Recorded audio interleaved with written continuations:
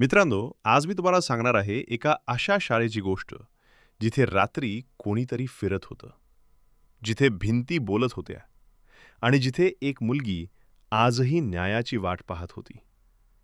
ही आहे न बोलणारी शाळा. आरव देशमुख, नवीन शिक्षक. पहिल्याच दिवशी त्याला इशारा देण्यात आला होता. 6 नंतर शाळेत थांबू नका. पण एका संध्याकाळी तो उशिरा अडकला.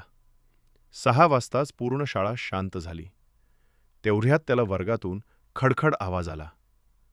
फळ्यावर आपोआप एक वाक्य लिहिलं गेलं. मला न्याय हवा आहे. पुढील दिवसापासून एक मुलगी रोज मागच्या बाकावर बसायची. नाव सायली. ती कधीच बोलत नसे. इतर मुलांना ती दिसतच नसे.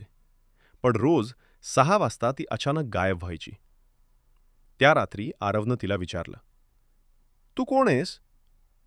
ती फक्त एवढंच म्हणाली, मी इथून जाऊ शकत नाही. त्या रात्री ती पहिल्यांदाच बोलली. मी 15 वर्षापूर्वी या शाळेत मरण पावले.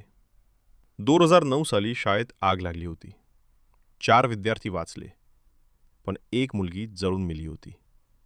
तीच होती सायली. आरवला जुन्या फाईल सापडल्या. अहवालात लिहिलं होतं अपघात.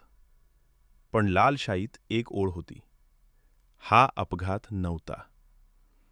त्या फाईलमध्ये मुख्याध्यापकाचं नाव होतं आणि भिंतीवर कोरलेलं, तिने सत्य पाहिलं होतं. माजी मुख्याध्यापक समोर उभा राहिला. तो खुनी नव्हता, पण त्याने मदत केली नव्हती. तो म्हणाला, मी तिला वाचवलं नाही. सायली म्हणाली, माझा मृत्यू दुर्लक्षामुळे झाला. आता निर्णय आरवच्या हातात होता.